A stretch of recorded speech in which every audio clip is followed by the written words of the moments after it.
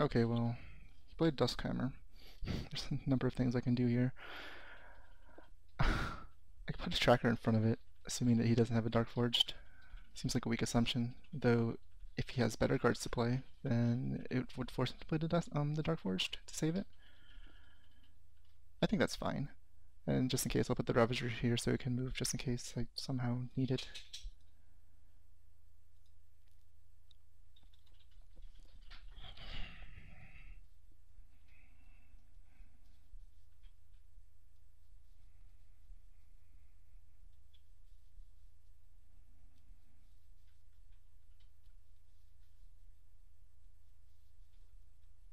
Awesome, we got like enormous value out of Tracker. That's way above what you'd expect from that card.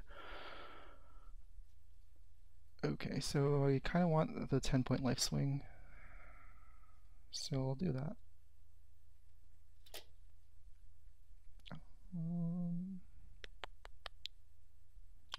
Yeah, I'm gonna play the Sower in the Stoneback this turn, probably.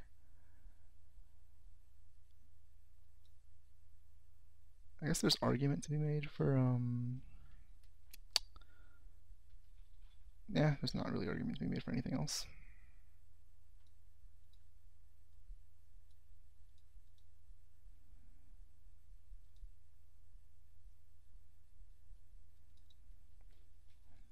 And the reason I put the stone back there instead of in front of the Stormweaver was, I guess, to maximize the potential value I get out of it. He would just trade, which is fair, but I'd rather be, since Stoneback is actually hard to deal with as defender in my turn, I might be able to get an advantage by keeping it around for an extra turn or two. Especially with stuff like Torgmay Mender. It's really good with Stoneback. It makes it really tough to kill. I guess the ideal would be like Dryad's Boon or like Rite of the Grimgaunt, but don't have them.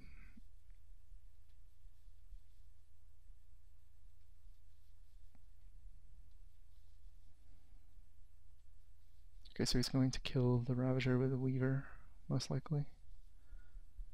Or trade with the Acer. I guess it doesn't really matter too much.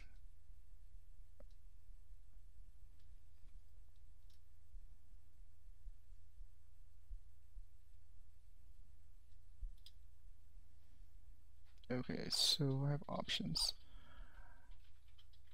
I could kill the Stoneback, then Warlord, and have an Ether tap Shaman around. That seems fine.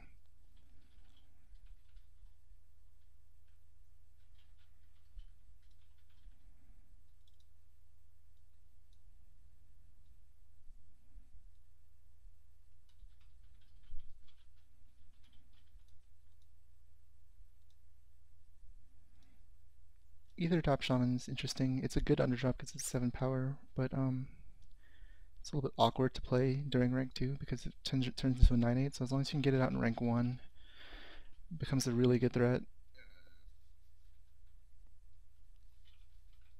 I mean, it doesn't really matter too much. It's still enormous. It doesn't really matter when you play it. The card's very good. But ideally, you'd want to get it out at rank 1 to stay on track. So, barring anything crazy, I'm probably just going to be playing either Basher or Featherfang, depending on what I need to kill, and then Invocate.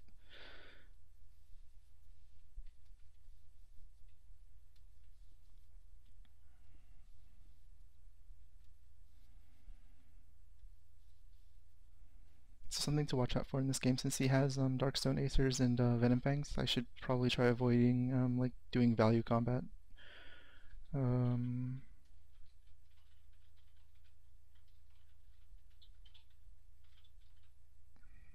hmm.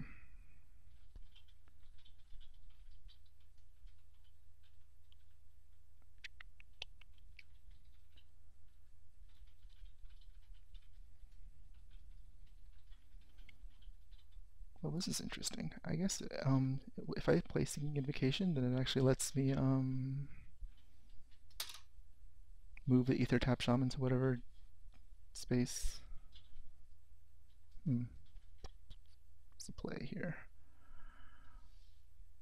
I'd like to level up this Shatter Bolt in this case, just to clear his board. But I guess we will play Invocation and see what happens. Oh, okay. Well, that's pretty good too. Hmm.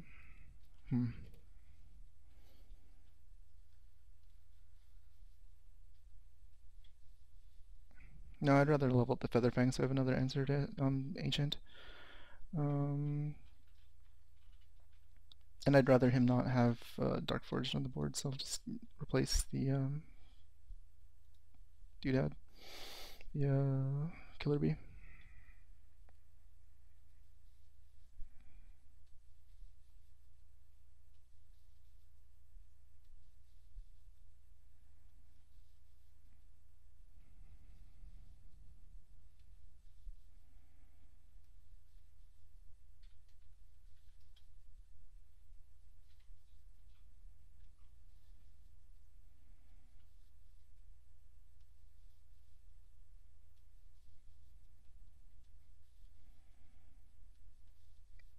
Okay, well I'm gonna take 10 from the Nargeth Bruiser, but it'll kill itself, so that's not the worst. There's no way I can actually save myself. I mean, kill Swampmost Ancient while keeping a creature, so it's, I guess, between leveling up Gemhide Basher or leveling up Steam Sentinel. Well, at this point I need Steam Sentinel trades with a lot of level 3 creatures, so it's probably just better off to do that than play Shurian Mystic to kill a Flamestoke Shaman. Because I don't really feel like him having around like haste level 2 creatures. That seems poor. Sorry, aggressive level 2 creatures.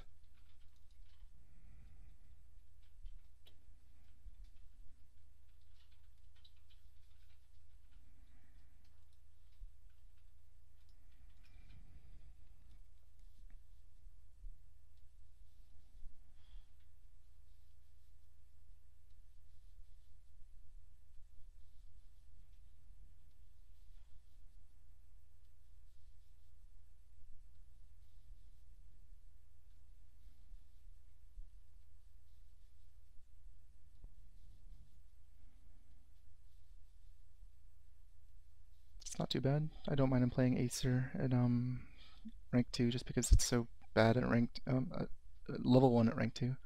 Just because it's so bad. It gets actually really large at rank 3, but its level 2 is essentially the same. It's like a 4-8 or something. Not very impressive. Here I think I'm just going to play Featherfang and make it enormous and see what he does about that.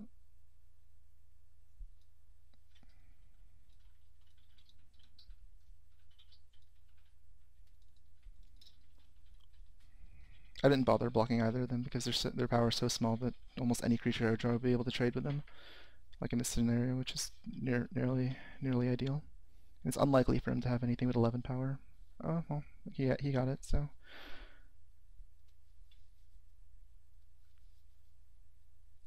Emberwind Evoker. That's interesting. He hasn't actually played that many things with mobility. Maybe he had nothing better to level.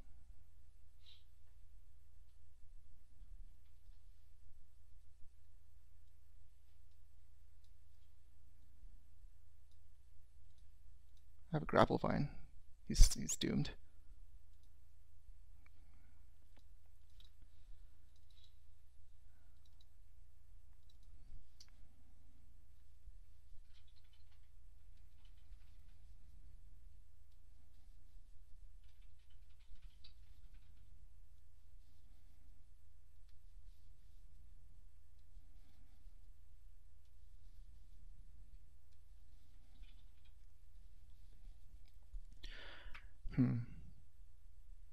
Options.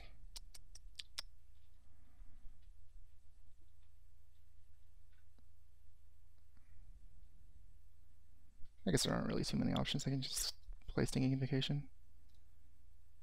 I'm so good at this game. See, all you have to do is just always get 3 Bs, and then you're fine. It's the secret to Soulforge.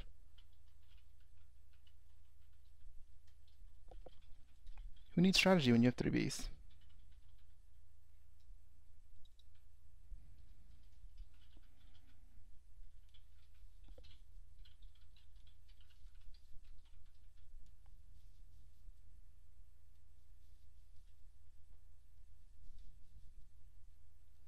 But honestly, though, from the last game, the only time I actually ever connected with a killer bee was oh, that's a good turn for him. The only time I connected with a killer bee was in rank 1, and that single bee did about like 30 some damage. I mean, it's a little bit over 20 damage to him. So it's almost like I played like level 3 Seal of Cadres during rank 1. That turned into a good creature afterwards.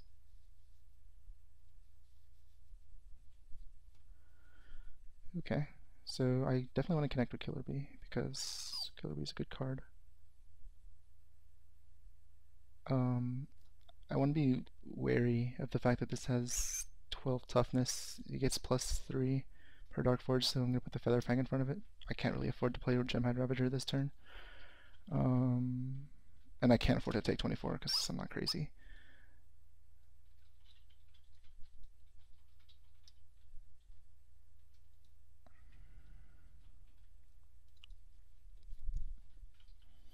Well, this is possibly the worst possible Frostwall Tracker hand I've ever seen, but I do have 2 level 3 spells, so it's not the worst. Unfortunately, the rest of this rank is going to be pretty shitty. Almost guaranteed. Yeah, the rest of this rank is going to be ugly unless I draw Invocation. That's always the case, though.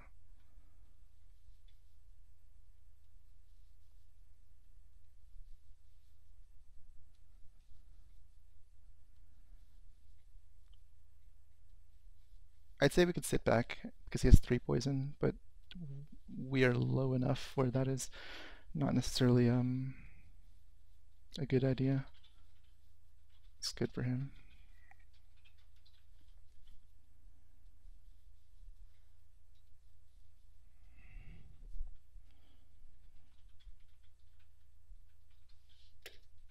Okay, well, there are options here. He's already played his Venom Fang, a Darkstone Acer.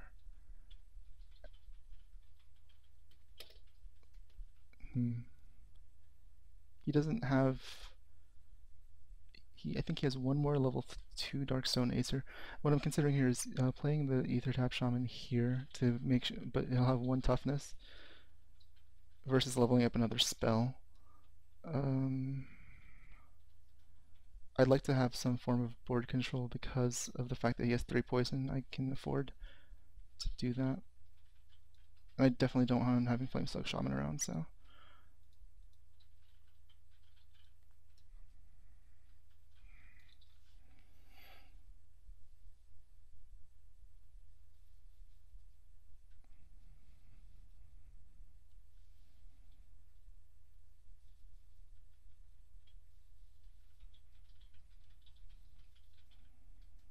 If he didn't have the poison, I might err towards increasing my card quality because I would need to guarantee like pressure later in the game.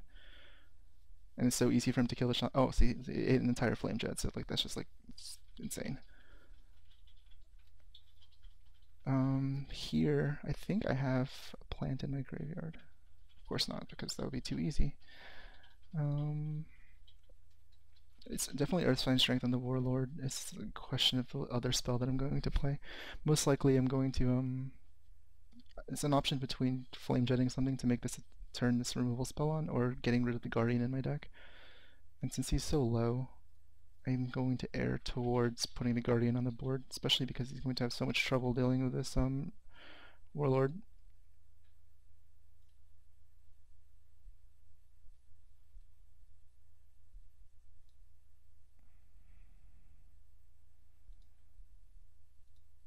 It's like a terrible version of Zithian Direhound. How about that?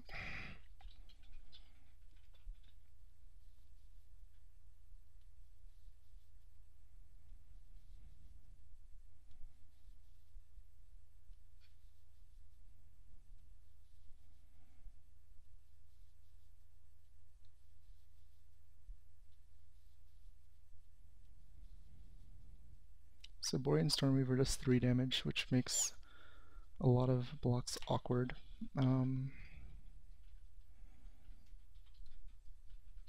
Just do combat here. So options. I could put Sower.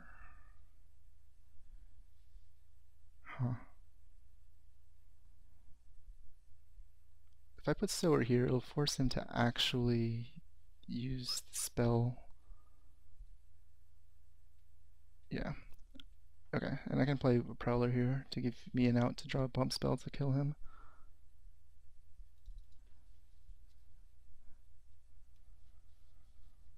This is when Prowler is very good, when I have like leveled Ursine Strengths in my deck, and or Frost Shatter Strikes, which is not the case this time.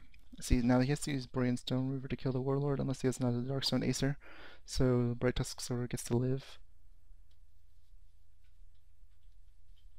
So the reason I also like Bright Tusk Sower in a deck with pump effects, because the saplings themselves carry pump spells very effectively.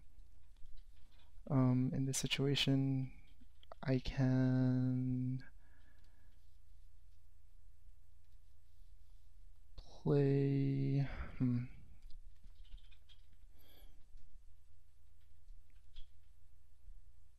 Probably play Frost Shatter Strike here.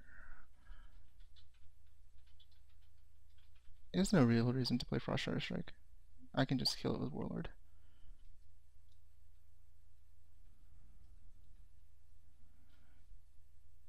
Just making sure I still have Allied. And then Ravager will most likely kill him.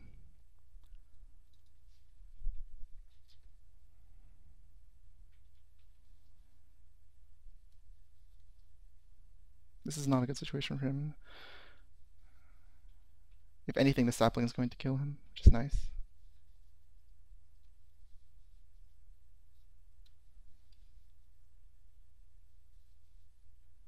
Oh, GG.